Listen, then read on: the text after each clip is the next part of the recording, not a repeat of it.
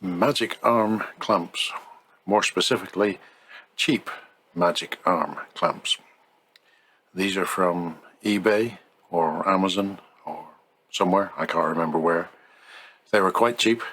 The big one, usually advertised as a 9.5 or 11.5, but they seem to be the same size. 9.5 or 11.5 inch magic arm clamp, or the little ones are often just advertised as the magic clamp or small magic arm. I got two of these small ones for about 16 UK pounds, and the larger ones vary from time to time.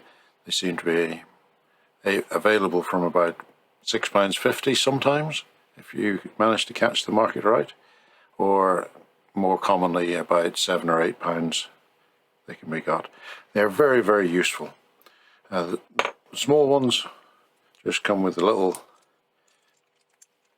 articulating mount that locks up with a single screw. They all come with this jaw that opens up to quite a massive, up to about 2 inches or 50 millimeters, and then all the way down to be able to clamp onto something as small as, well, not much bigger than a pencil really. Very useful for mounting cameras or lights in different places, and that's what I use for mounting the camera that's filming this, and also whenever I'm filming anywhere elsewhere. They're very clever, especially these large ones, because with one screw or thumb wheel you can lock it in position, and you have an end here that's now locked in position, the middle that's locked in position, and the other end. So it's 3 joints, articulating joints, that get locked by one simple hand wheel. They're very clever. The way they work, it's quite simple. You can easily take them apart, but they have a special feature. I don't know if you can see that. On this sleeve there's a little chamfer just on there. Now that's very special for one reason. If you look down, you can see a flat has been ground. That's actually at an angle which matches this, so that whenever this gets pushed down into there, it locks this arrangement. The rod goes along this. This is hollow, this section. There's a rod that we saw the end of there. Whenever this gets pressed down, this sleeve, it pushes that rod on, and it locks by pushing up against this ball. Obviously takes quite a bit of force to lock it firmly, but the clamping force is magnified because it's just on a screw thread. And then the same is true just coming through for this end here. But one of the failings of the cheap ones, I can't speak for anything other than the cheap ones, that's the only ones that I buy, but as you might be able to see on this one, oops, the accessories that come with them, if I unscrew this off this little threaded wheel, which is supposed to apply pressure up against this to lock it in place, so that if you're coming off at an angle it stays in place. But these are generally made of plastic, and as you can see with this one, it is just split. If I just put all of this back together again, you'll see exactly the problem.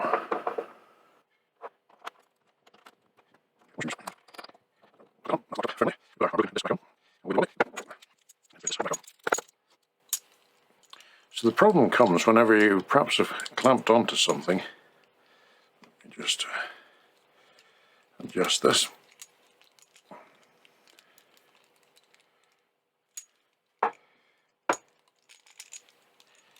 Perhaps you clamp onto, the object that you're clamping onto has to be in this orientation, and you're putting a weight on this end here. The thing is, the clamp will stay still, but it won't stay up. It will just fall down. So you have this that you tighten up as tight as you can, but because it's plastic, it breaks and then it falls down.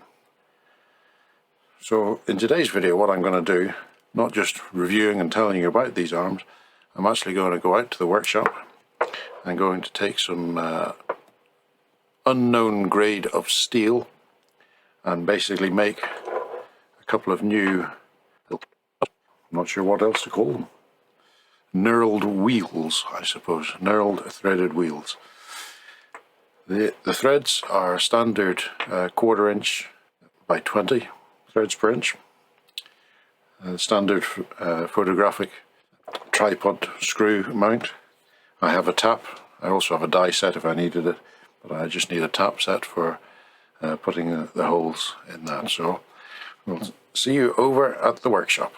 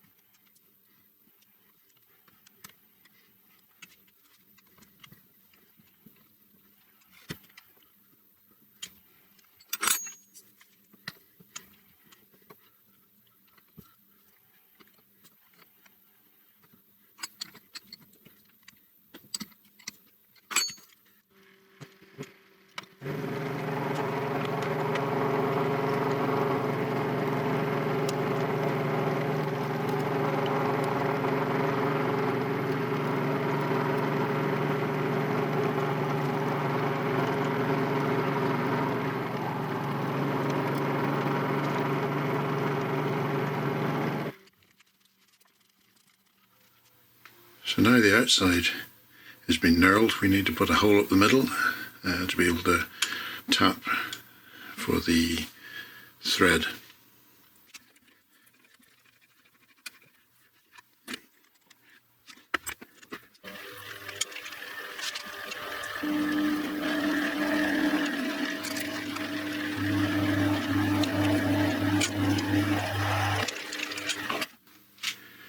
So the tapping drill for the 1/4 inch 20 threads is 5.1 mil.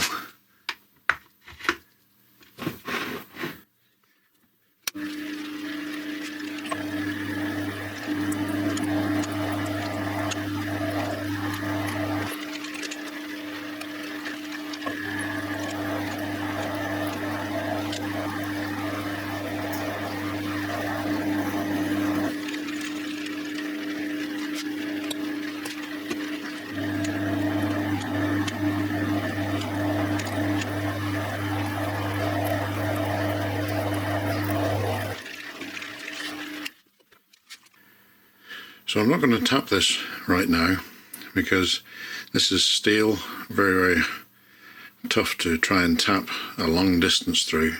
I'm going to be cutting it down anyway. So to make things easier on my tap, I'm going to wait until I've sliced these off before I tap them for the 1/4 inch 20 thread.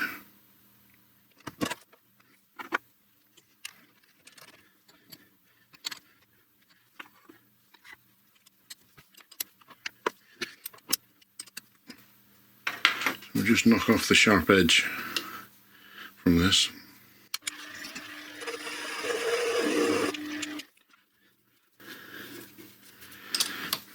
That'll just make it a bit nicer to handle.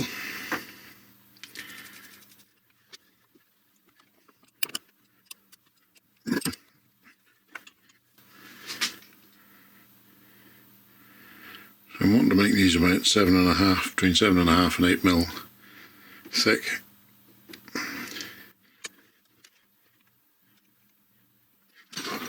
One other thing just to check that we are actually square.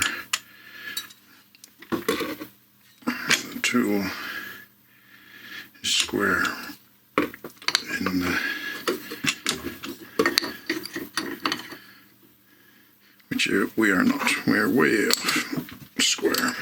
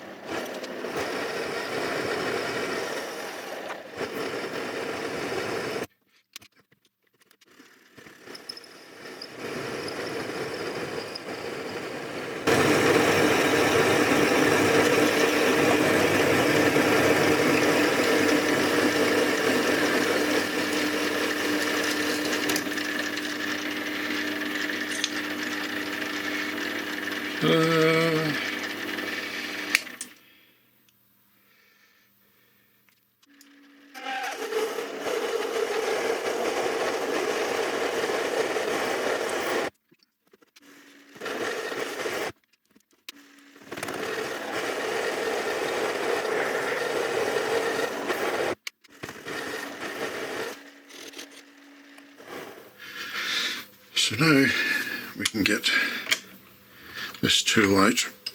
We don't need it. We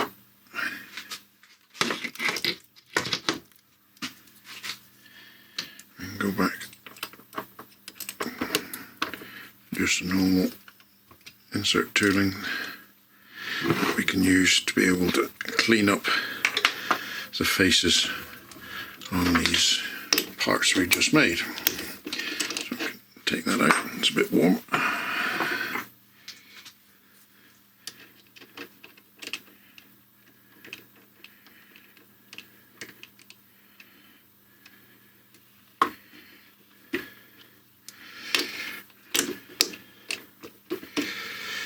So I've just put that in very lightly, gripped into there.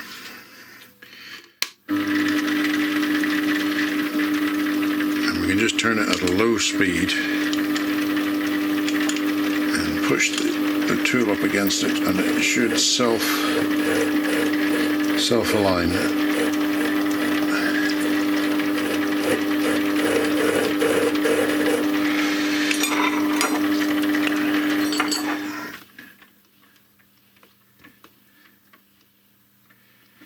I think we're close enough with that. Tighten that up.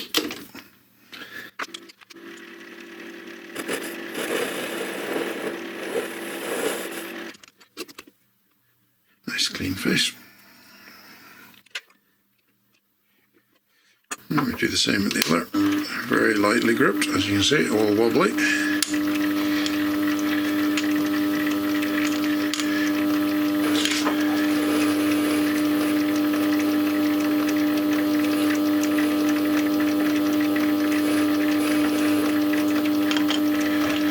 Gently bring the tool in, and that squares it up.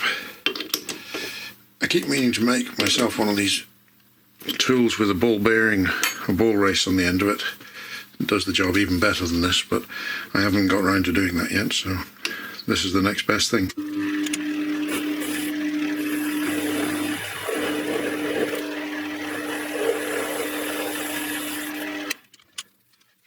So now we can just countersink slightly this hole just to make the job a bit easier for our tap to start.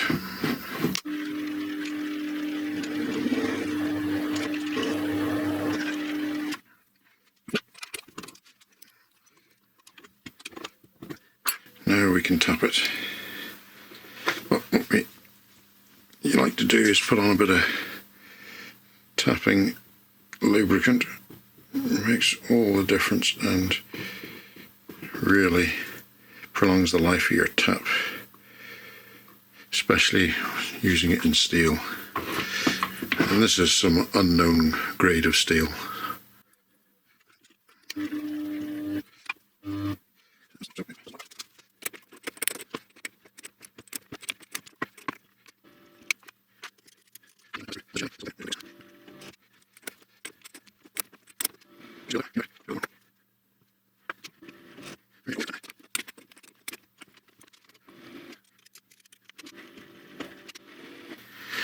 There we go.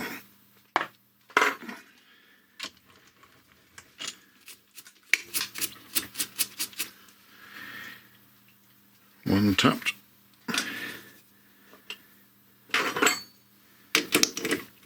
Spacer.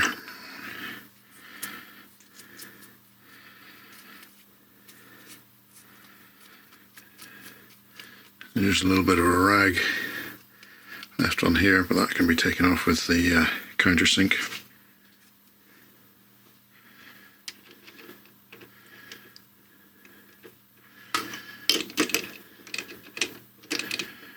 So because we're just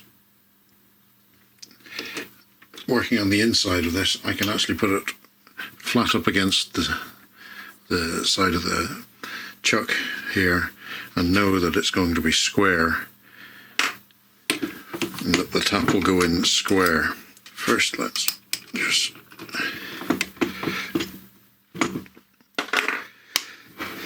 this is the second of our two pieces.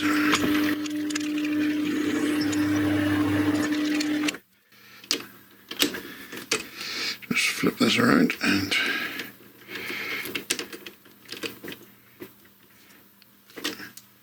give the other side a countersink too.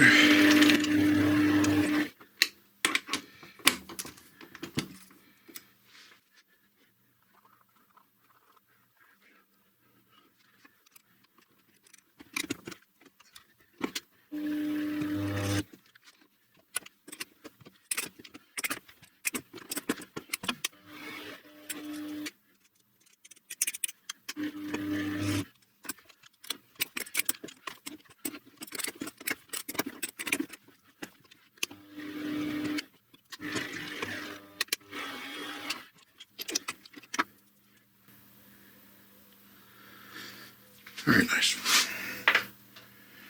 I just need to run the countersink onto this first one again, just on that inside edge where there was the little rag, and those two will be done.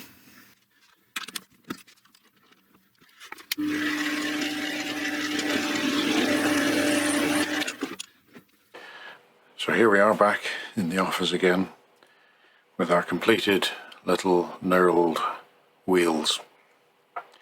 So let's replace this broken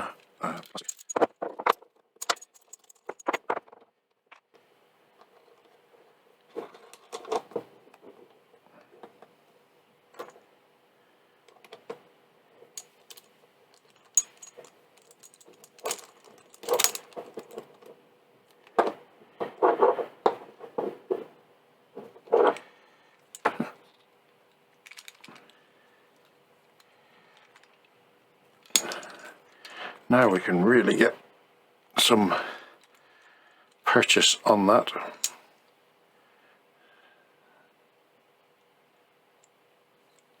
So now it's the ball joint that slips because I haven't tightened that up enough, and that is rock solid. So with a bit of mysterious unknown grade of steel, I've solved this problem. They're very easy to make. They're even easier to make out of brass, but brass is quite expensive. So we thank you for watching along with this video. We hope you enjoyed it. Maybe you learned something, maybe you didn't. But thanks for watching, and we'll see you the next time.